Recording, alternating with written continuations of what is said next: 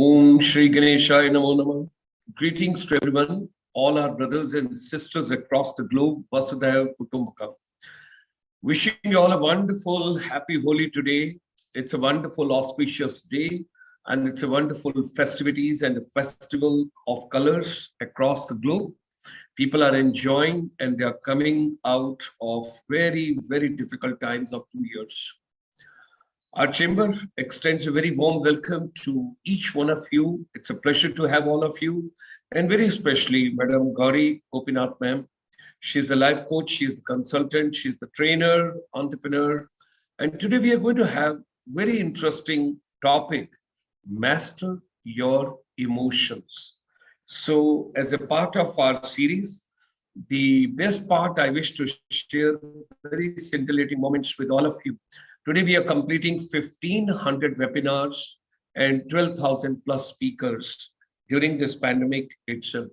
So, ladies and gentlemen, hearty welcome to each one of you. Let me quickly roll. Happy Holi. Let's take a pledge to color the canvas of our life, our youth, our teachers, with the colors of confidence, equity, and meaningful education, what we require the global practices. International Chamber for Service Industry extends a very warm welcome. We focus on service industry, and we are grateful to Colonel K.C. Menon, our regional advisor, Southern India.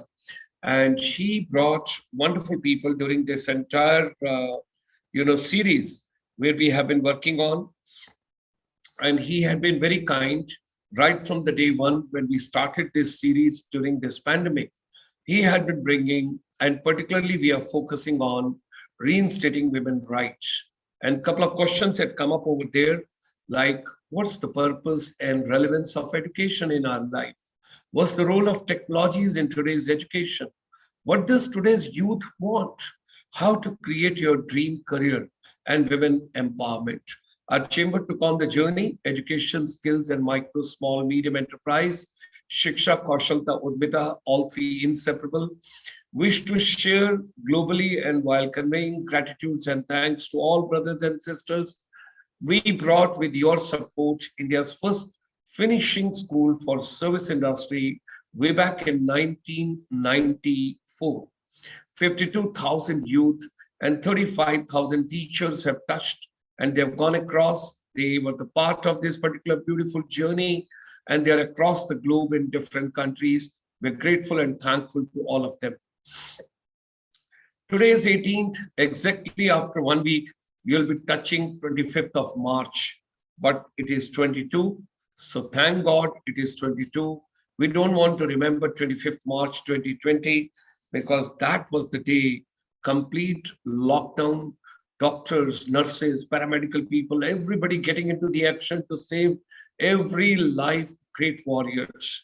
And when we consulted UNESCO, we also learned over there that 1.65 billion children, they are away from schools, colleges, universities, and institutions. And we got to do justice with them. Our chamber took a pledge, why not to join hands? And UNESCO Director India, who is also taking care of a couple of countries in South Asia, Mr. Eric Falt, and all of us, we moved on this journey together. And we are really privileged. We took 3 buzzwords: making education relevant. Somebody may say making education going. Somebody may say let's package our education once again. Whatsoever is relevant. Teacher and youth, you are at the heart, you are at the soul, and you are at the spirit.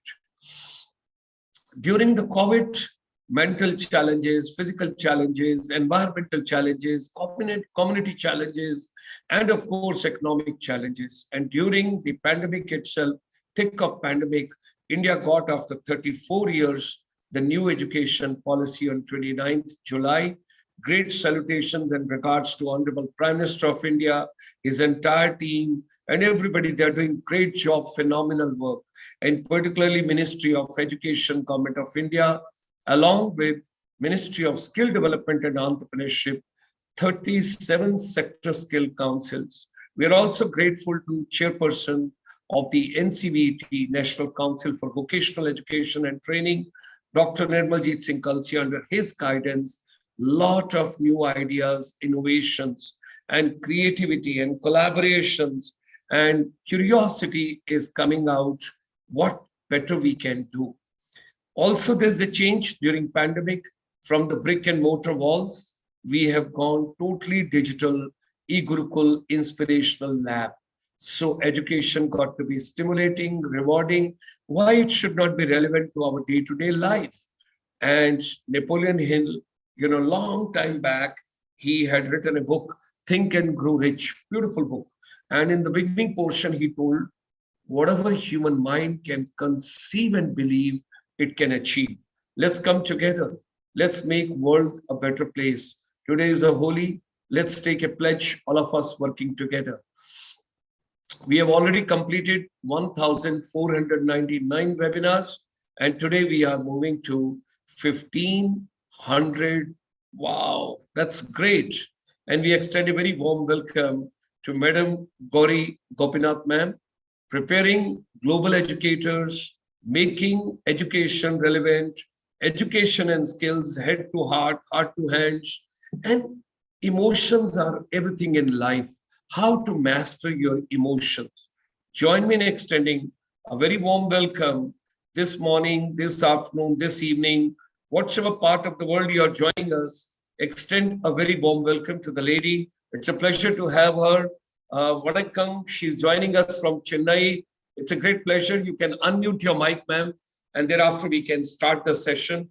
And the world is yours, people are yours, and what an auspicious occasion.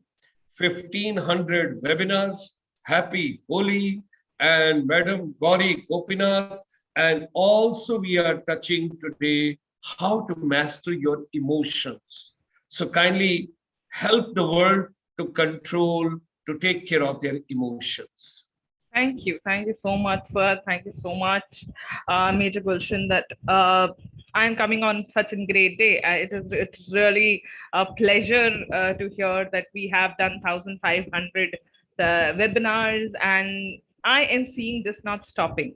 This not stopping. COVID is going to stop. The wars are going to stop. But how much I know, this transformation from where we have been only in the physical education to this blended learning, this is not going to stop. And I see ICSI going far more in numbers. I see them, going for countless webinars, and I will be there to witness that. And I am proud to be associated to that. Thank you so much for giving me this opportunity. And as very beautifully you were told, good morning, good afternoon, good evening, and from anywhere around the world where people are seeing us. Wish you a very happy Holi, a festival of colors, a festival which says that there is no space for negativity, there is no space for evil, there is only celebration of happiness, a festival which teaches us not to, separate people with color, not to separate people with caste, not to separate people with anything, but just be happy, celebrate happiness. So with this very beautiful emotion of happiness, I would like to start our session today. Thank you so much for giving me this opportunity. I would like to thank Mr. Menon also, who had approached me. And I thank all the people who are actually right now viewing this and who are going to view this in the future once they see the recording of it. So mastering your emotion. Now, before even I get into our topic, I would like to just tell that why am I here to talk about this topic? Because a lot of people come back asking that, who are you and why you? So why me is because I was someone who had a very struggled teenage, and from there, building on my emotions, there's where I had put a target. And why am I telling that a teenage girl of 11 or 12 is when she decided, she affirmed herself that she is going to work in this field. She is going to work somewhere where people's emotion can be handled, where she understood, 11-year-old understood that this is something which is supposed to be addressed, because there is no one to address this part. And then is when I took this pledge that I will work in this field. And that is how I started educating myself. And I am an internationally certified emotional intelligence trainer, life coach, and I am an NLP practitioner. And I coach people and I counsel people for moving from point A to point B. I have been a trainer for a decade plus, and I myself am an entrepreneur. So I have multiple organizations which I have helped establishing. I work very strongly with EDII. So there's where I get to connect with all these young minds. Now, when I connect with these young minds is when I realize how volatile and how volatile their emotions is. And when the emotion is volatile, it is beautiful when it goes to the positive angle, but it becomes really dangerous when it goes to the negative place. And unfortunately, with the wide range of accessibility which today's generation has got, and as science has always come with its own boon and bane, the pool of knowledge has also come with its own boon and bane. And with this wide knowledge which they have in and around them, it becomes really difficult for us as parents, us as educators, us as trainers to build the next generation in such a way that they are able to control their emotions. They are able to filter between what is virtual, what is imaginary, and what is real. If you would have noticed today's generation, when they play these games on their with their headphones on and their Xboxes in controllers in their hand, and they scolding over the mobile, scolding their friends, scolding people who are there, and then you realize that they have gone into a virtual world. Their emotions are attached to that virtual world. Their feelings, their reality has somehow blended into that virtual world. And when that happens, is when the emotions become very, very, very vulnerable. And that is why, more than any time in the date, today it has become the bare necessity for any educator, for any parent, for any adult to educate kids on emotional intelligence. Let them be aware of what their emotions is. And with this, let us get into the session of yes, emotions do matter. And my first question, if you don't mind, I'll just start in my screen share. So I will be going on and off with my presentations whenever I want you to concentrate on what I am asking as a question, and then we'll come back to the conversation part of it. Give me a minute. Ladies and gentlemen, you are requested to post your questions on the YouTube channel, ICSI, International Chamber for Service Industry, where the program is live, and 105 people are already posting right now. Please go ahead.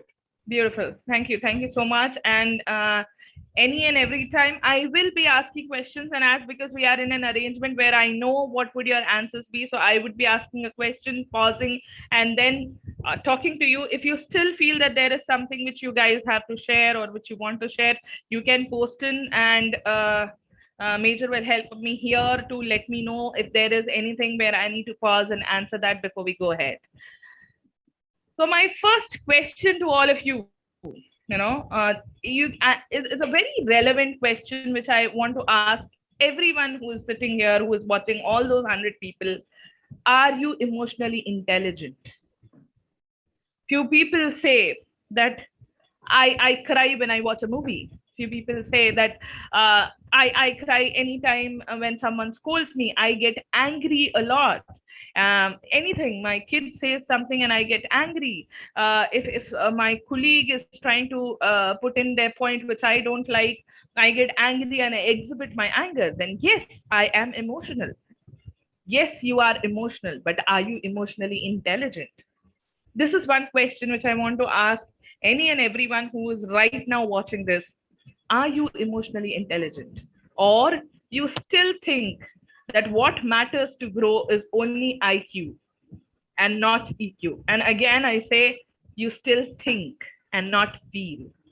Because a lot of people feel or think as a same thing. It is not similar. First of all, I would like to let you guys know, everyone, each and everyone, when you think about something, it is different than what you feel. Feeling is an emotion. Thinking is a thought process. So first and the foremost thing, we have to understand that think and feel are not same. This would be our first step to become emotionally intelligent. Now, if you still think IQ is what matters, I would like to bring this. I would like to break this bubble and bring this to you that only 20% of your growth is dependent on the IQ. If any growth as a child, as an adult, as a CEO of a company, as anyone, as a mother, as a parent, as a teacher, as an entrepreneur, it's only 20% of your growth which you can give into your IQ. Now, what is the rest of 80%? Now, a lot of people here come up telling, who would have read Daniel Goleman, or who would have read Daniel Goleman being one of the best writers of emotional intelligence, the person who actually keyed in the point emotional intelligence. They say, okay, 80% depends on EQ. No, I want to correct everyone who thinks that. No, 80% constitutes of everything else, which includes EQ. What here I would like to say is not that 80% is all EQ. What here I would like to say is only 20% is IQ. And when I say only 20% is IQ, I want to go back and ask you this question. How many of you went ahead and taught your kids of 1-year-old, 2-year-old to say A, B, C, D? How many of you went ahead forcing them to learn 1, 2, 3, 4 before even you could help them recognize that, okay, this makes you happy, this makes you sad? And here I know the answer would be 100%, because none of us actually helps our little one to understand that, okay, this is an emotion which you should actually work with. This is an emotion which you should appreciate. This is an emotion which is not going to favor you, which is going to make you vulnerable. An emotion like, how many of you have actually given away when the kid is crying? How many of you, when your daughter or son cries and asks for something, immediately buy and give it to them, rather than telling them that this is not the right emotion and you cannot go ahead and blackmail me with this emotion of yours?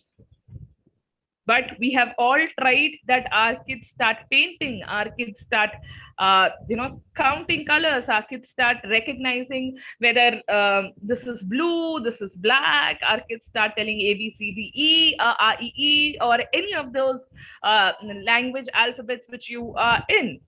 But no one looks at this part, that my kid understands what makes him happy, what makes her sad, what makes her joyful, what makes him upset.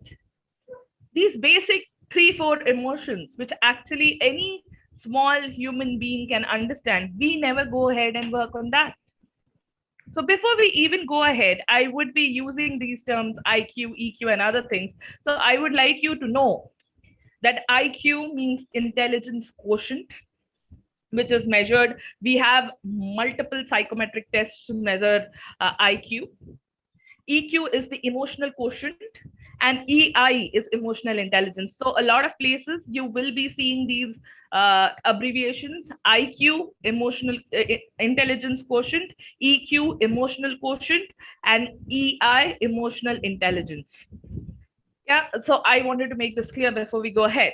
So IQ, we have been doing umpty number of efforts to increase the IQ of our younger generation, our kids, even in schools, even in colleges, where I see, most of us are educators. Somehow, I always, when I'm talking to a gamut of people, I always feel and I always talk in a way that you are educators, because for your kids, you are educators. If not in the education field, you are still an educator for the kids, for which you have of your own, the kids which are around you. We are all educators. We all should be thinking as educators, because if you want a better tomorrow, you have to make it better with your own hands. And for that, you will have to educate the generation which is coming ahead. So this whole perspective that emotions do matter, and talking about mastering our emotions, I would be taking you through as in the point of an educator. I would be giving you examples as when you are an educator, when you are working with younger generation, what is that you should be doing? And now that younger generation can be your son or daughter. That younger generation could be your neighbor's kid. That could be a kid from your school or college. So let us take this as one session where we learn how to work on emotions, not just ours, but how can we help these 2, 3, 4, 5, 10, 15 years old kids? Because a lot of people say that, okay, emotional intelligence is something which only adults of 20 plus or 25, at the age of 25, you should be knowing your emotions. I want to correct any and every person who says that. Emotional intelligence starts very early. And it starts the moment the kid is born, and when the mother is around, the kid smiles. The infant, that 1 day old infant smiles. That baby knows that he is happy. He recognizes that he is sad. Emotional intelligence is not something which comes later. It should start from the day he or she is born.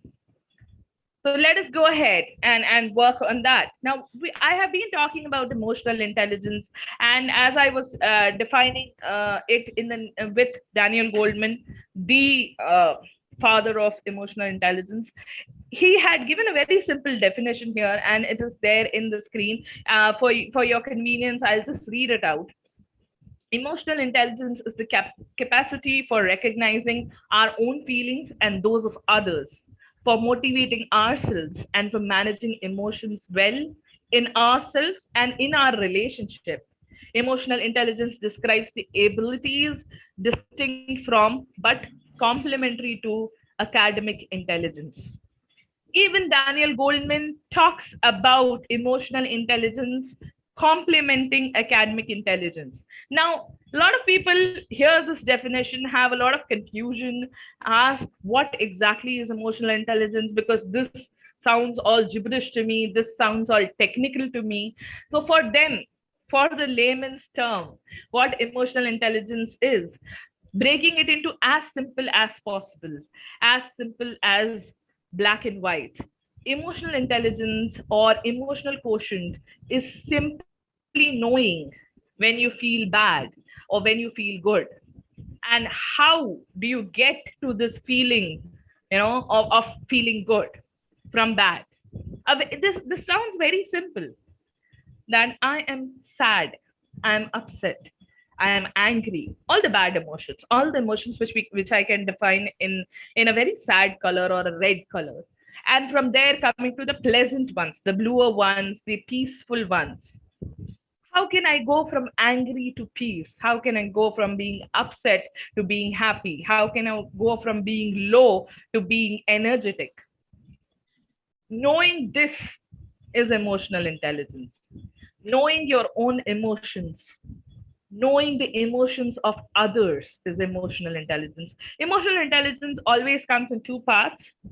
First, knowing your own emotions, understanding when you are happy, when you are sad, when you are upset, when you are angry, when you are excited, when you are overwhelmed, and I can keep going on.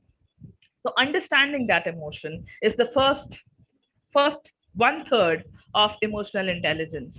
The second one third of emotional intelligence is when I understand what others think, what others feel, what others have as a vibe. And the third comes in when I am able to use my capabilities and emotional management skills so that I can balance these emotions and make a very beautiful relationship out of it. So it's my emotion, their emotion, and our emotion. And that defines emotional intelligence as a whole. In the simplest term, if I can define, Do I know my emotion? Do I understand mine? Do you understand yours? Or do I understand yours? And how do I understand both this emotion and make a link, make a connection, make a beautiful relationship, and maximize it to have a long-term happiness? This is emotional intelligence. Now, when I say emotional intelligence, I have to come up and ask, are we giving emotional intelligence? Are we improving the emotional quotient for our school and college going kids? Let me consider, because all of us are here educators, either we would be teaching in schools and colleges, or even at our own homes as a parent, we are educators. My question to you all is, do we give this? Do we have this education? And how much I know, this is what we give. We give them maths, we give them history, we give them Hindi, we give them geography, we give them everything. But we never give them emotional quotient. We try to improve their IQ. We have mental math. We go a little ahead. We teach them abacus. We teach them Vedic math. I have seen, at least in, I don't know, in India, I had seen schools who go ahead and say that in the fourth grade, please listen, in the fourth grade, I will give coaching for your kid so that he or she can clear NEET. NEET is an entrance exam for medical. I will give them coaching where they would be able to crack their IIT. And my question to them, this happened with me. This happened with me when I was going in search for a school for my daughter because I wanted to shift. I asked, how do you know? How do you know that my daughter wants to become an engineer? And the beautiful answer, okay, and this is an answer coming from a principal of a school, that from 8 years or 9 years old, we will make them so excellent in mathematics. We will give them such great coaching that they will only choose this as an option. And I was shocked. I sat there for a while, took a sip of water, and then I asked, okay, so as a principal of the school, you are telling me that you are going to kill all her imaginations, all her probabilities, and give her this so that she goes ahead and chooses this because she doesn't know about any other option. And she even then told yes. And she was proud telling that. So this is what we do in our education system. We teach them medicine, we teach them engineering. But what is that we don't teach them? Do we go ahead and teach them how to handle frustration? Do we teach them how to handle anxiety? Do we teach them how to handle failure? How to work out on depression?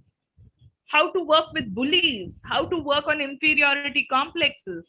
Do we have this system? How do we work on ego problems when someone has an ego problem and because of he or she being egoistic, the peers having the problem? Do we have even 1 hour in our education system for this? We don't. What is that we can do to make it much better? Do we need a separate hour to teach this? Because a lot of people, after listening to my this discussion, they say, okay, we will keep an hour, we'll keep a period for emotional intelligence or emotional coaching, and I start laughing. Emotional intelligence or emotional coaching should not be taught in 1 hour, but it should be taught in every hour of the session. Every teacher, a maths teacher, a physics teacher, a computer science teacher should be teaching them with the basis of emotional intelligence. They have to use that, they have to imbibe that in their teaching ways, in their teaching methodologies. And one of the best ways to do this is because we have come to this, all thanks to COVID, we have come to a very beautiful blended learning type of scenario. And I remember when we were kids, we used to have so many comics. So many of them. I mean, I have been brought up only around comics, Archies. We had our own native language comics. We had comics from English as a language. We had international comics. We had all this Batman, Superman. Right now, which we go and see for 2 hours. That is actually, that one movie would be in at least 3 or 4 comics which we would have read. And I see my husband, because he's a crazy fan of Batman, and he keeps reading. He That was something which he had read a lot. So today, when my daughter, who is just 10-year-old, sees this movie and starts talking, he comes up telling, you know what, this character has come from this comic, that character has come from that comic. And when he is explaining that, is when I witness that this 10-year-old has such beautiful emotions coming out. And then is when I realized that somewhere these comics are missing. Nowadays, there are not a lot of comics. And I went ahead exploring what is that I can give her. And I came up with a very beautiful thing. And I have started using it in any education for any of the kids. When I take sessions for schools and colleges, and when I take sessions for parents, I always talk about these graphic novels. One very beautiful thing, one very beautiful tool, I would say, to help them work on emotions, to help them bring in all beautiful emotions, to help them understand what a negative emotion can do. So instead of teaching only technical things, let us make even our education in different ways, where we can use as much as graphics as possible, utilize as many graphic novels as possible. We can create our own graphic novels. There are a lot of applications for that. I tell all the faculties, all the teachers, to go ahead and learn something like this. Like once before our age, typewriting was something which people had to learn. During our generation, it was all about computer accessibility. Today, it is all about graphics, because graphic novels is the tomorrow, is the today of today's kid. Now, we are not told how to manage these emotions and how to work on coordination, adjustments, communication, and all of that. Because I don't know how to handle my ego problems. A young kid today, unfortunately, nowadays we all have only 1 or 2 kids. In a way, it is unfortunate, because they forget coordination, they forget adjustment, because they are single child, or because there are maximum 2. Both of them would be in their own particular rooms. They will have their own things.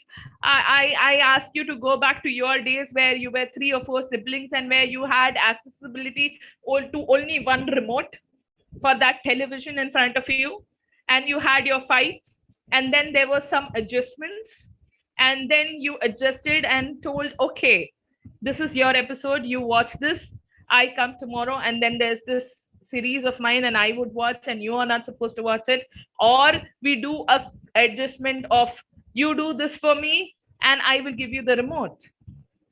Yeah, when you had one bicycle, and we were like 3 or 4 siblings, and we would take shares and turns to go around the park. Today we have one child and he has multiple bicycles, where he or she is ready to choose. Today I'll take a tricycle, tomorrow I'm going to take a bicycle, day after tomorrow I'll have these boards, skateboards which they have. So unfortunately, they have lost how they could coordinate and adjust. Now, because they have lost it there, somehow in school, they are expected to learn all of this from their parents, and come back and model it in their peer group in their school. But unfortunately, now being a single child or just 2 siblings, they cannot learn this so much.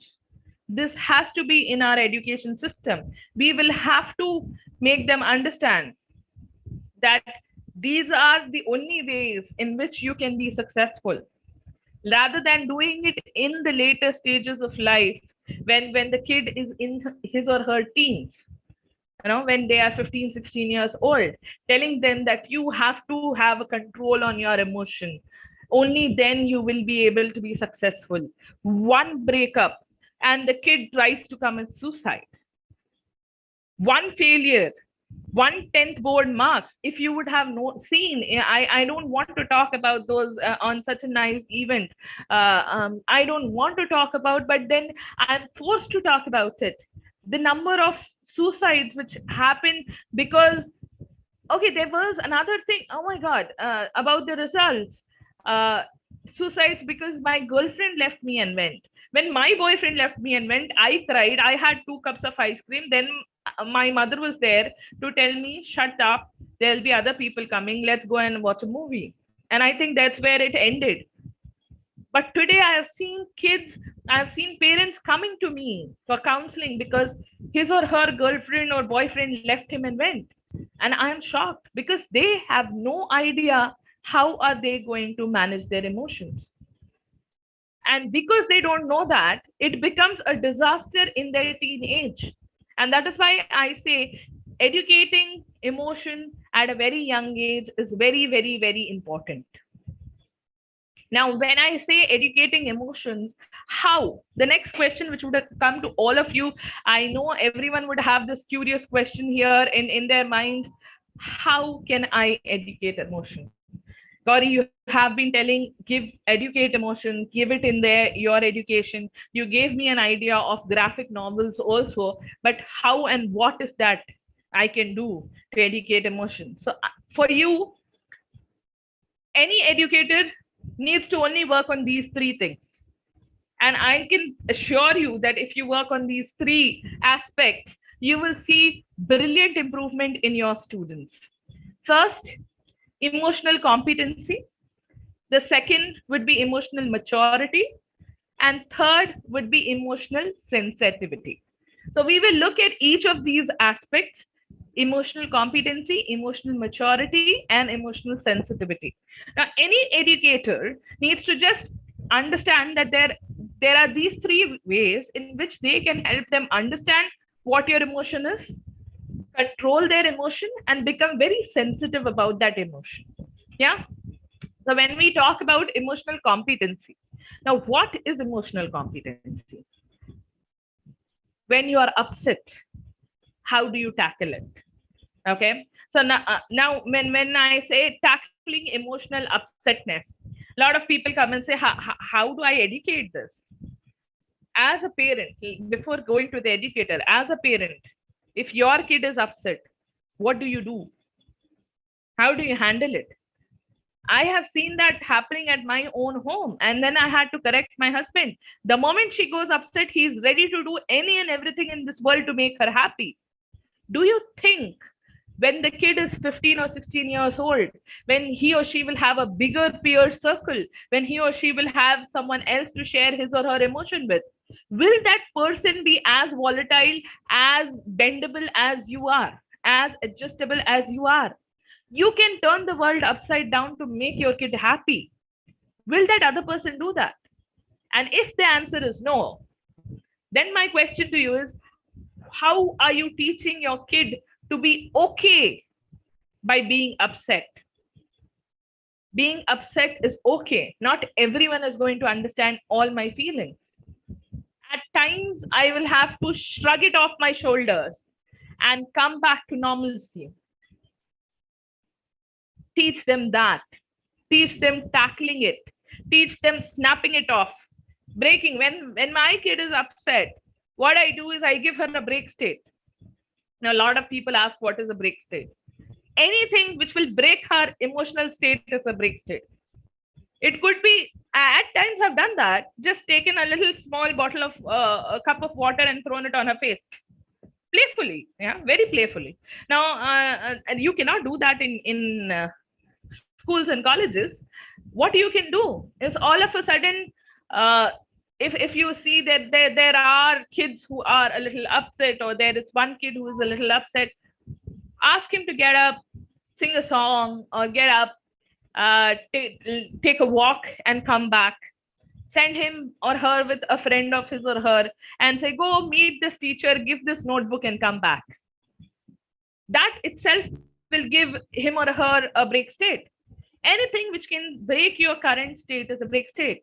And then when they break from that emotional state is when you bring them to normalcy and say, okay, it happened. It always happens. You were not able to answer this question.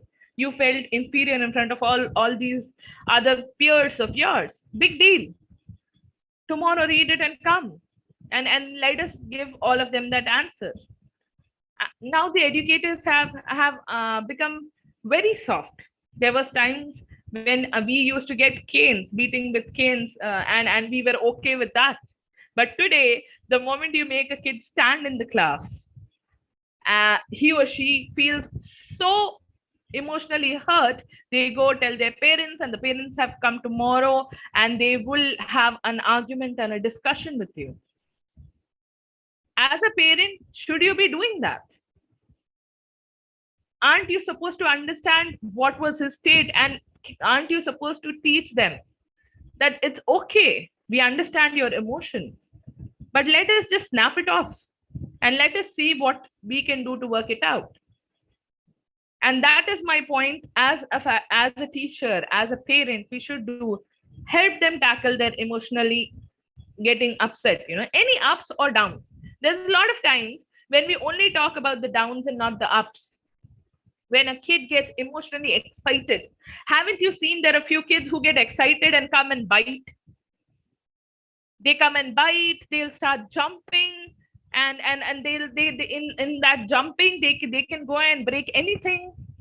When they get excited, they squeeze into something. I have seen a lot of kids, when there are furry puppies, they come, and when they get excited, they're squeezing the puppy, and the puppy turns and tries to snap because the puppy is like, leave me, I'm not a squish toy. Emotional downs are important. You have to help them tackle that. At the same time, emotional highs are also important. Make sure that you help them control that. It's okay. I understand you are excited. Can we have a sip of water? And can you count till 5 and drink it one sip at a time? A very simple thing. You can even try this. Open a bottle of water, fill it,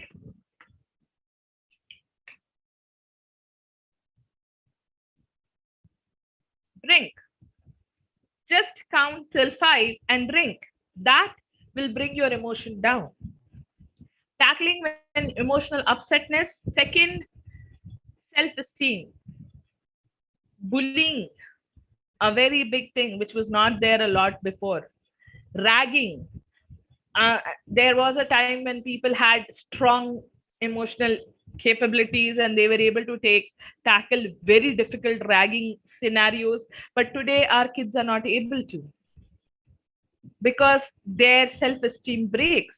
I have had teenagers whose parents have brought me because unfortunately because of ragging college, and they have left the zeal to even study.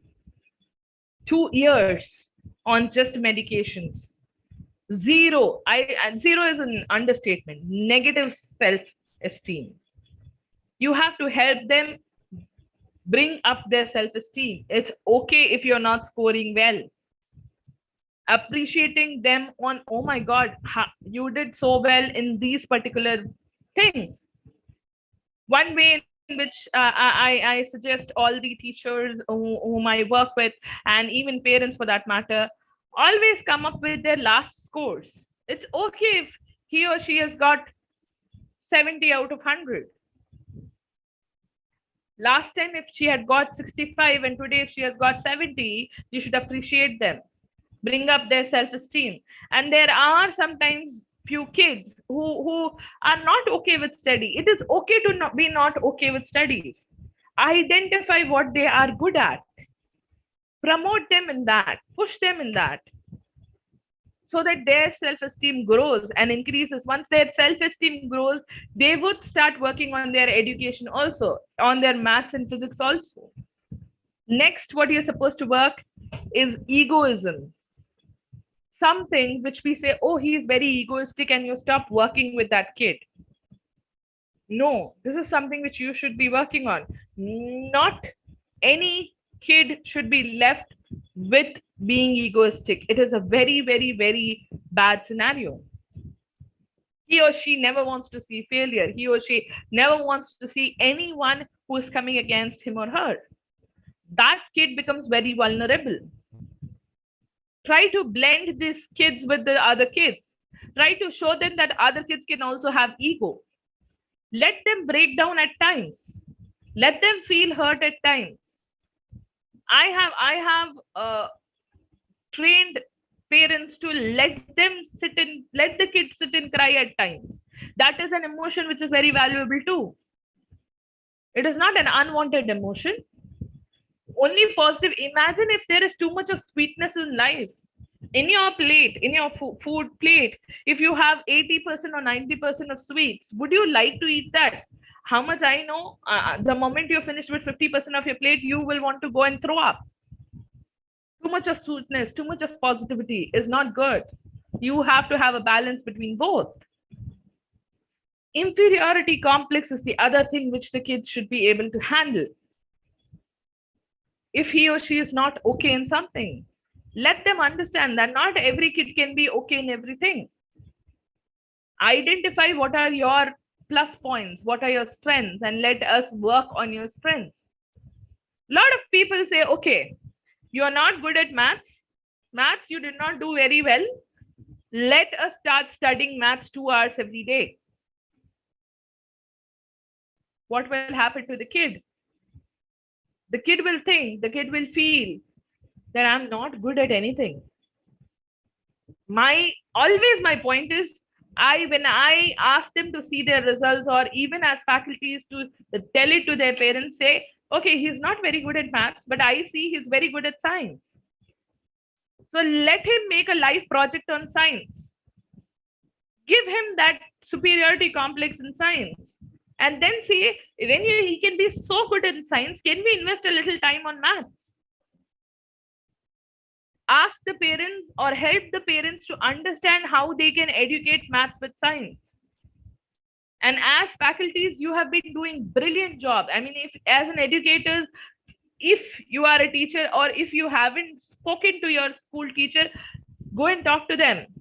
They have been educated in such a way, they have mastered, they have trained in such a way that now they use mathematics to teach science, they use English to teach maths. It's a blend of all the language. Rather than making it separate, rather than making it different syllabus, I go ahead and ask them to blend everything. And when you do that, the inferiority complex goes off. And these are few ways in which you can bring in the emotional competency of any kid. Now, once emotional competency is done, you go ahead and get them emotional maturity. Emotional maturity is when they are aware of what they are. Now that you have helped them handle the drastics, if you would have noticed in the last one, again coming back to the last slide, these are all the extremes: egoism, inferiority complex, higher self-esteem, emotional upsetness. These are the two extremes. Maturity is when not just the extreme, but you are aware of everything. Get your kid aware of, okay, you are angry now. Is it going to help? Okay, you are upset. I see that you are upset. Can we understand what has made you upset? Wow, I see you are excited. What gets you excited? Oh my God, you are on the seventh sky. What is getting you so happy? Give them an identification of each of the emotion which they are getting. That will make them very much aware of what kind of emotions they are having. And if the kid is in the teenage, ask them to start logging their emotions.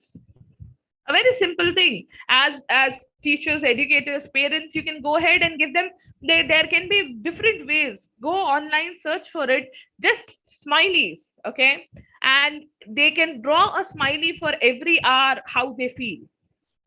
That will give them a picture that in a day, these many hours I was happy, and these many hours I was sad, and these many hours I was angry, these many hours I was excited.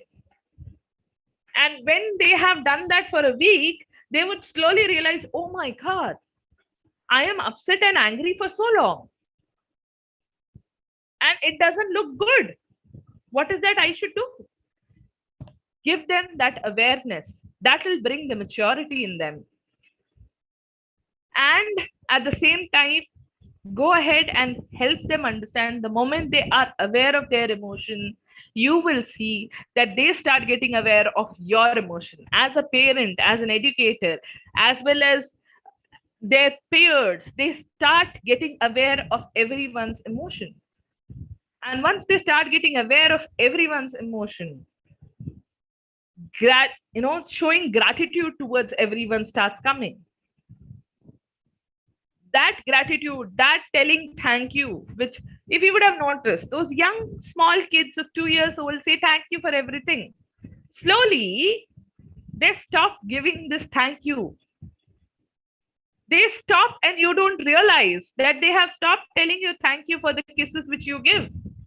They have stopped telling you thank you for the plate of food which you're serving them. They stop telling you thank you as a teacher when you are coming and helping them, telling this is not the right way of doing the sum. This is how you're supposed to do it. And you don't realize that, but slowly they stop getting thankful to anything. And they stop getting thankful to the whole world. You have to bring that back. There's a very beautiful app for that, which is called Gratitude. You can go ahead. It's a free app. You can download that app from Google stores. I don't know if it's on iStores or not, but at least it's on Google stores. And I always say that gives you these small tasks. And because the kids have come online on their mobile, I try to find out ways, because if I tell them take your diary and write thank you for 5 people in your whole day, they would say, what bullshit? Why diary? Why doing this? If you have to work with the younger generation, you have to work with the tools which they use. And this is one beautiful app. You can have it in your kids' mobile, because nowadays all of them have a mobile or a tablet or anything, or even in your mobile, and say, okay, in your whole day, this is what I am doing. I thank 5 people. Now that 5 people can be that doodwala, can be that electrician, can be that food delivery guy, can be the kid himself that your son or daughter or your student would have come and given or helped you out of their way. Thank them, show them gratitude. Once you show them, they will start showing that to you. Start asking them to bring that as an habit, and that will make them mature. They will start thanking their existence, because unfortunately they start from home. They become a most thankless person. Imagine your existence around a thankless person. That thankless person can never be happy. And the next thing which you can do is adaptability and flexibility. A very beautiful way of doing this is at schools, very beautifully they do that. Give them a project and make them work on it. Put a team of 3 or 4 people. Now you have to adapt, you have to become flexible, fight, break it and make it. Do that team jobs, even at home. I understand that you have your only one kid. Try to coordinate in your whole apartment and try to get all the kids together. Leave them in the swimming pool. Overcrowd a swimming pool. They will adapt to it. You have to find new ways for them to adapt. I see nowadays, this is the new trend with parents. They choose not to shift once their kids are in 5th or 6th grade, stating that my kid's education is very important. And if he or she goes to a new place, he will not be able to adapt. So until and unless he or she is done with his 10th grade or 12th grade, I'm not going to take a job. I'm not going to take a transfer. And I laugh at them and say, you know what? I am educated in 9 different schools, in 5 different states. I was born in Hyderabad. I have been till Jammu and I have come back. Right now I'm in Chennai. And I say there is nothing wrong in this. I never had difficulties in making new friends. They are like, he or she will miss his friends. Here the teachers know him. There we'll have to make the teachers understand what is his habits. You make your kids the least flexible. You have stopped them being adaptable to anything. They are so comfortable in their own small pond that you change the water of that pond and they start getting irritated. I'm not telling you to go change their schools, but see ways in which you can put them into a situation where they'll feel uncomfortable so that they adapt to that. They understand what adapting is. And I'm not telling you to push them into, okay, a lot of people say, okay, can I teach him something which he or she doesn't like? There's one parent who did this brilliant job. I told, put him into scenarios where he has to adapt. He picked his son, stopped his music class, put him into a football class, and after a month he comes to me and says, Gauri, I did this beautiful job. I stopped his music class, I've put him into football class. And I told, and why did you do that? I was making him understand what is adaptability. I told you are killing his emotions. You are not supposed to do that. Give them a very lighter scenarios, but teach them adaptability and flexibility. Emotional sensitivity, the last part of it. Understanding the threshold of each emotion. Make them understand that this much of anger is something which you can deal with, not more than that. There's a very beautiful way of doing that. As a parent, I'll tell you, when I get angry with my daughter, I instantly don't scold. I say, I'll count till 5. And I start counting 5, 4, 3. To my surprise, I have been never pushed to count till 1 before she does the job. Make them understand that any emotion, whether it is anger, whether it is happy, whether it is being sad, whether it is being upset, there is a threshold till which it is okay. And after that, that arousal is risky.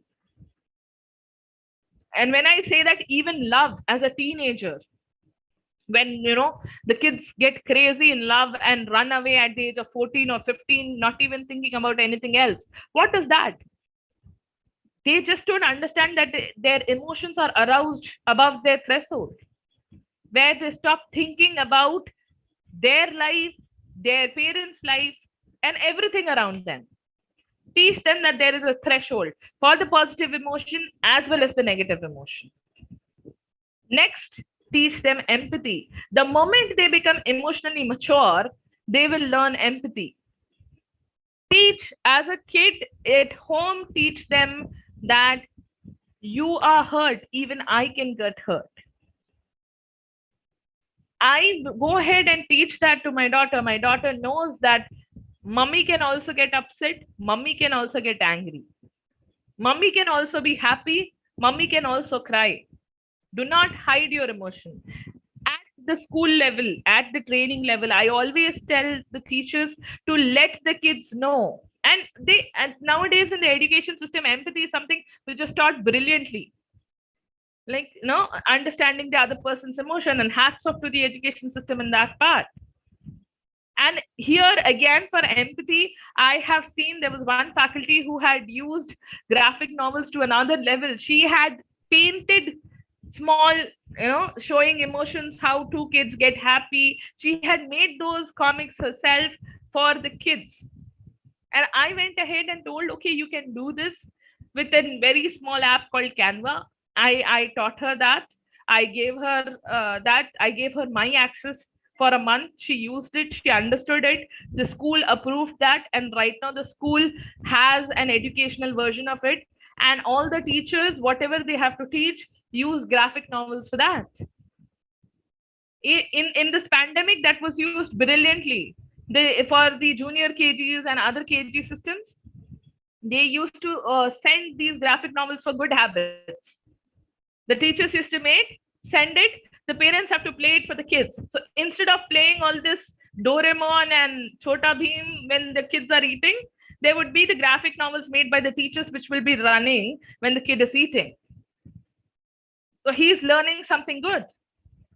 This empathy is very beautifully, which can be taught through these graphic novels. making them understand, giving them role plays, using the drama class to make them understand what empathy is and how can it help them. This will help them improve their interpersonal relationship. Using their sports sessions, their edu sports sessions, force them to get into different teams, blend them into different teams, ask the team to do a project, ask the team to be debating among each other, help them improve their interpersonal relationship, make them sit with a new kid every day. And they should be able to communicate their emotions. Very, very important.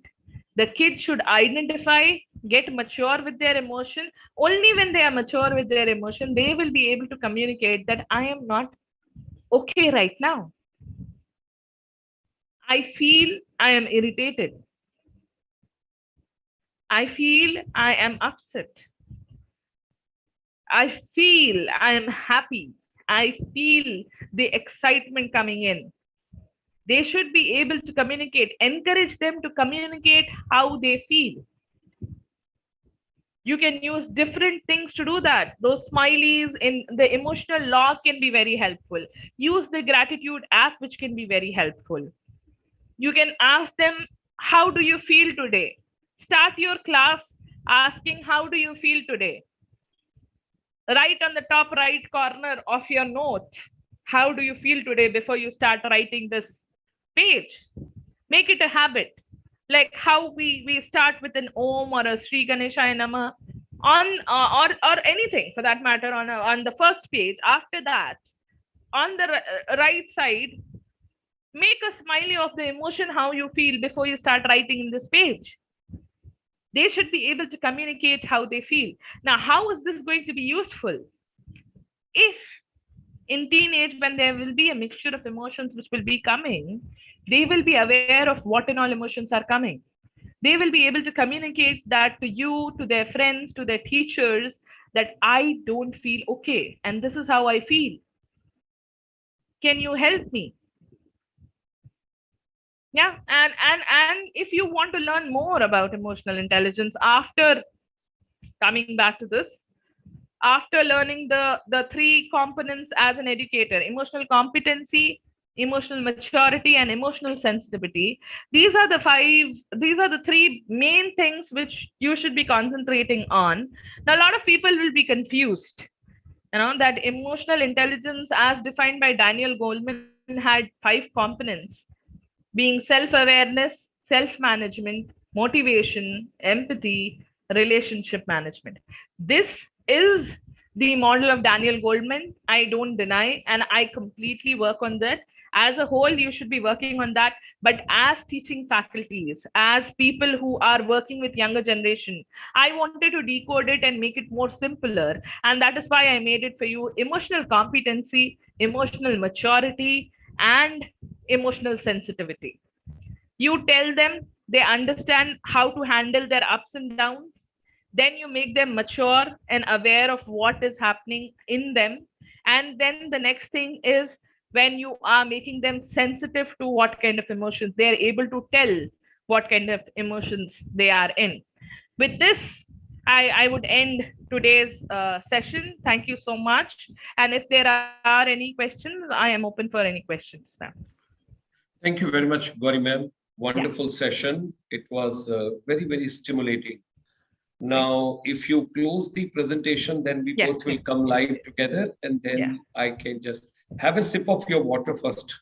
And we count 5, 4, and 3, and 2, and we will not come to 1.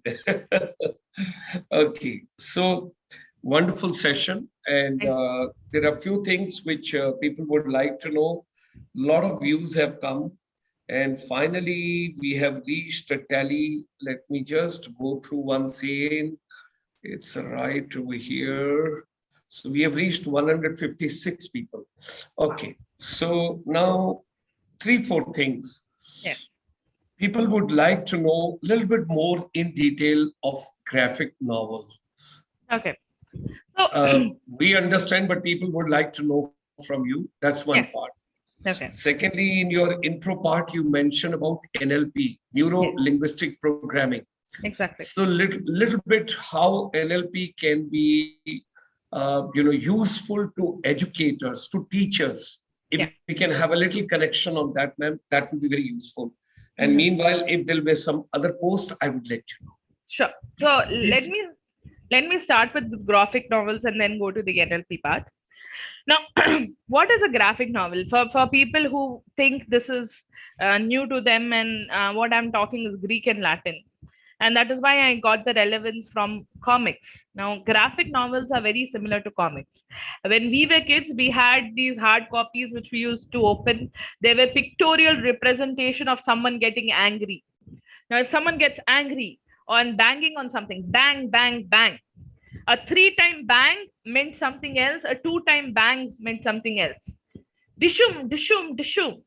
That dishum, dishum, dishum, bang, bang, bang. Now imagine I'm telling that Ram is fighting with Sham and he is very angry, rather than telling Ram is fighting with Sham and then they are boxing with each other. Dishum, dishum, dishum.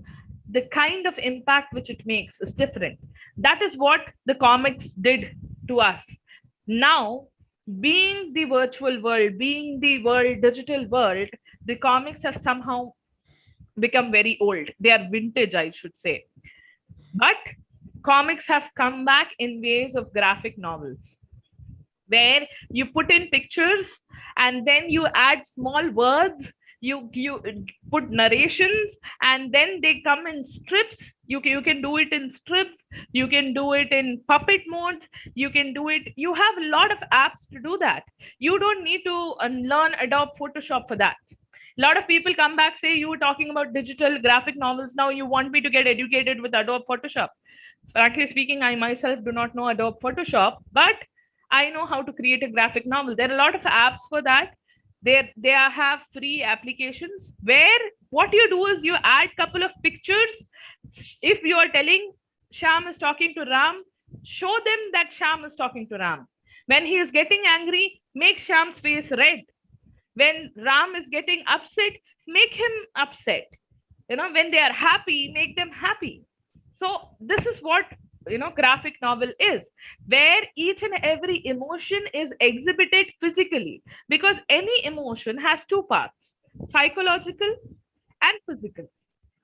And for that, I normally give in an exercise, but unfortunately I could not give that here, that when you are happy and when you are very, very happy, in that happiest moment of yours, if I would ask you that think of your saddest time, you will not be able to, because physically you are very happy. So that physical representation is what the graphic novels do. So that helps kids understand each and every emotion much better, communicates it well, and because it is graphic, they do not feel that they are learning something, but a lot of things can go into their minds, like good habits. There was one teacher who had beautifully used, as I told, Canva. There's this app which she had used to make good habits novel for the junior KG and senior KG kids. So all those good habits, biting nails, they were like small pictures which she put, animations, video transformations. So there's a story coming. There's a kid who had his nails cut, and because his nails were cut, he was not getting injured. He did not get a stomach problem. He did not have food poisoning. So just on biting nails and having clean nails, she had one small video made, and that video was running. And when that video was running, the beauty of this was none of the kids knew that they are learning something. But when the exam was taken, all the kids were able to say what are the good habits. So, that is the beauty of graphic novels. And coming to your next question, which you were asking about NLP, neuro-linguistic programming. Now, coming to understand what neuro-linguistic programming is, in short, there were two gentlemen. Okay, it started with Richard Bandler, and then John Grinder came and joined hands. So these guys had a very simple thing. Any person, if he or she is excellent in whatever he or she does, whether it is counseling, whether it is treating people, whether it is hypnotizing people, whether it is running the government, whatever it is, if he or she can do it in the best way, these guys went and decoded it, because their thought process was every excellence has a skeleton to it. So what they did is they took out the skeleton and gave it to the general public. Now what happened is their success mantra is taken, given it to you and me, so that I can also excel in whatever they were excellent in. Yeah. So whether it is handling a government, whether it is, a person as great or as cool as Dhoni, who has done his captaincy so beautifully, there is a formula to how he became successful. Pick that up, break it, and then break that formula, give it to the normal people. Now, how is this going to help me as an educator? First thing, you will understand that how can you work with the kids so that they can enhance and photosynthesize most of their power, whatever they have. I always say, not just synthesize, the kids always photosynthesize, because they are the light of the whole world. So they can synthesize the best. If a kid is doing good at math, how can this be helping him in the best way to get the most out of it? If there is a kid who does beautiful painting, first, making her realize that she is good at it. Second, what is the next thing which she should be doing so that she makes this as a career? That, and a lot of people take it to me as a surprise when I say that my daughter, she has picked up a career at the age of 10 where she wants to be a tattoo artist and she wants to have her own exhibition of painting. There was one last week, there came an old there were a group of people, family friends. She came and my daughter was like, I'll have my studio and I'll have my exhibition, so this is my career. They're like, yeah, this is okay, this is your hobby, tell me what you want to be. And she looked at her and she told, I want to be a tattoo artist. And she told, okay, this can be your hobby. Then I told, no, this is her profession. So making her understand, this is an identification which this 10-year-old had. I did not give it to her. She had it. And then she understands what she has to get herself educated in. How could I do that? With the help of tools from NLP, where she could identify what she wants to be in future and then what she wants to have today. Now, when I say a tattoo artist, it would sound very weird to a lot of people, 150 plus people. I can assure 120 of them would be laughing at me right now. What tattoo artist? But a 10-year-old, mind it, she says, I need to learn calligraphy. Because tomorrow, if my customer comes and says, write my girlfriend's name, boyfriend's name, kid's name, I should know different ways of writing. So she has started educating herself in calligraphy. Second, she told, I need to know shading. Because if I don't know how to shade in pen and paper, I would not know how to shade on skin. So she has started learning shading. She has started learning blending of colors. So this is not a simple thing which she is looking at. She knows how an engineering student has to learn physics, chemistry, and maths. She has to learn calligraphy. She has to learn blending. She has to learn different shadings. She has to learn different techniques. She has to work. Now she is learning karate for it, because she needs hand stability. She was telling, my hands need to be strong. It has to be stable. What is that I should be doing for my hands to be stable? I haven't seen a 10-year-old asking, Mama, what should I do to keep my hands stable? Now, this girl is very intelligent and looking into that. Why do I break it and tell her, no, go and become an engineer? So that is what NLP does. Shows you where you want to be. Then with the techniques of NLP, you can help these kids to learn and understand, okay, to be there are steps which I have to do. What are they and how should I go about it?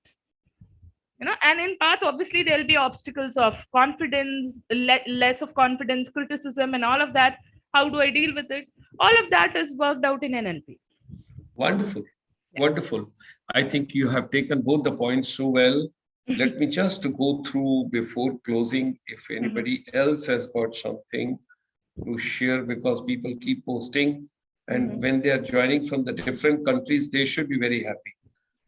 I think that's fine, ma'am. Rest all is the participants' views, appreciations, different session, interesting session, stimulating session, wonderful session.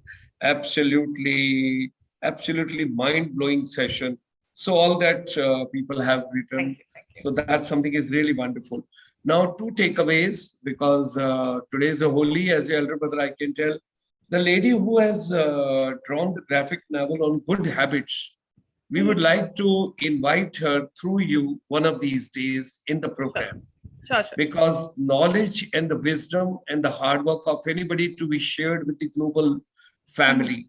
Secondly, when you touched graphic novels 3-4 times, it was so soothing and so enriching, because just few days back, I was attending one of the sessions, which was taken by the Secretary School Education Government of India, Madam Anita Karwalji. And when she was conducting that session, and people were talking about storytelling and then moving on to comics and everything. And then she had to leave for some other conference. And before that, she told, you people carry on and I will watch the video later on. And I would leave all you with one idea, that let's have more and more graphic novels coming into our education system. So which you have touched is a very valid point. And I think we will move ahead from there. Thank you very much on Holy Day, on a festival day. And what a remarkable, we are completing 1,500 webinars today. My deep gratitude and thanks to you. Thank you very much. And of course, special thanks to Colonel Manon as well, because he's the person and he's the source and resource across the tunnel, holding a gorgeous torch. And he always say, reinstate the women's rights. It's not only women empowerment, it's reinstating women's rights. That's the main topic every Friday we take on. Under that, we have taken this program. So thank you very much, ma'am. Thanks a lot. Very kind of you. Wishing you a great, wonderful evening all the way in Chennai. So all our brothers and sisters, those are joining us across the globe, it's a wonderful day ahead for people. Those are joining us early morning. It's a great afternoon. Wherever you had your lunch, now you can go for your tea and coffee in Europe. And people, those are in India, you should enjoy your dinner. And thereafter, we meet again. Tomorrow is Saturday. Don't forget, tomorrow you've got 2 sessions. One is Ayurveda for the global wellness at 7 p.m. and 8 p.m. we will be going to Northeast India calling